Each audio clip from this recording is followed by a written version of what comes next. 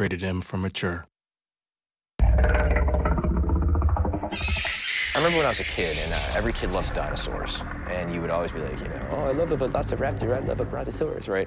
And you could have that chart where you could see the scale of all the dinosaurs, and you'd have that one poor guy who was like 5'9", standing there looking nervous next to the stegosaurus and the, you know, brachiosaurus and everything, and you have that sense of scale. And I think if you're creating a cool video game universe with monsters, you want to have everything from something that's knee-high to him all the way to something that's, you know, 10 to 15 plus stories high and everything in between.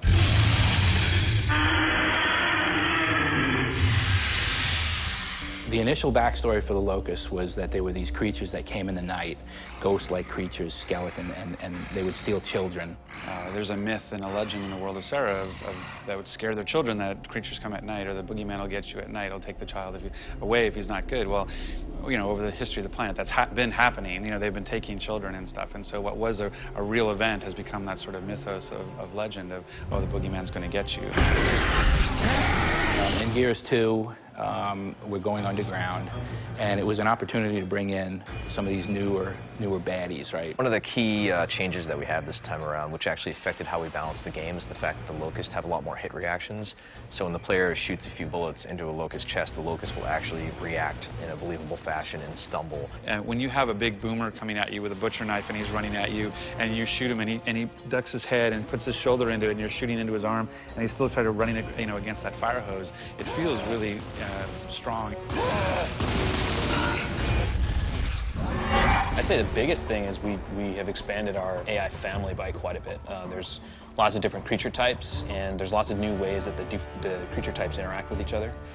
For example, there's a new guy called the Cantus. They have the ability to revive downed teammates on their side, so if you shoot down a Locust but don't finish him, he can bring him back to life from across the battlefield. If you're in a fight with one of these Cantus guys and you ignore him, you're just fighting the front guys, they're just going to keep coming back. And if you do enough damage to him, he'll actually spawn tickers to go after you and try to distract you while he does other things.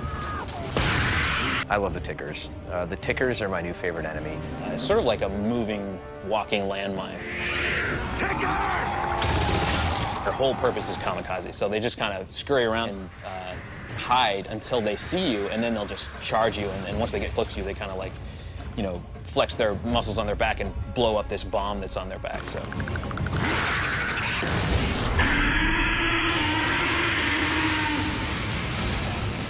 Brumak. Giant monster with guns.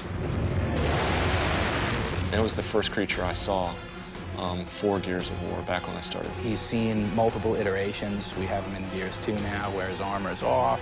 We've got versions with his armor on. He's got weapons. He doesn't have weapons. Talk about iconic creatures, you know. The Brumak is the epitome of every Gears of War creature there is. You know, everything else is derived from him. Bloodmounts are really cool. One of the most difficult creatures that you'll encounter in the single-player game. He's crazy, like they kind of walk on their hands, and they've got these crazy weapon feet. That was a tough character to evolve because of the mechanics of it. We came up with this idea to kind of have it where he's walking on his arms, and his body kind of wraps up underneath, and it's his feet that are kind of sticking out in the front that kind of jab you. He's a really bulky, like, cool-looking character that the palace guards ride, and when he gets close to you, he's deadly. He's just, the melee attack is insane, and he just kicks at you with these sharp claws on his feet. And one of the cool things is you can shoot their helmet, and that'll get them all pissed off, and they'll actually rip their helmet off and then charge at you and stuff. So you can actually slow them down if you shoot them in the face, which what doesn't actually slow down if you shoot them in the face anyway. Palace guards are specific to the Locust Palace. He's essentially a Theron, but a crazy, mental, much more badass Theron. I think the one word that we do use most often, and probably daily, is badass. I think it's my art director, Chris Perna, it's his favorite word. Right.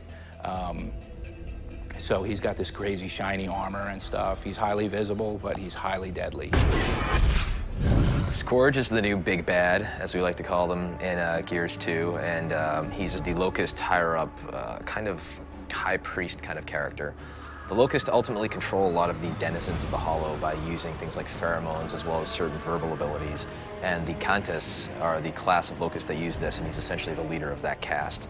And he's incredibly agile, and he wields a burst pistol as well as a double-ended chainsaw staff, which is very useful for doling out a lot of pain. Scorge is our ROM 2.0, although he's badder than ROM. I'd say Scorge probably lays awake at night thinking about ways to hack people apart and separate them and eviscerate them. Scorge would eat Rom for breakfast, basically, yeah. I think if you were to compare Rom to Scorge and use cars as an example, I think Rom would be the Humvee, whereas Scorge would be the Ducati bicycle. It's a steak versus foie gras. It's flip-flops versus boots. I can keep going.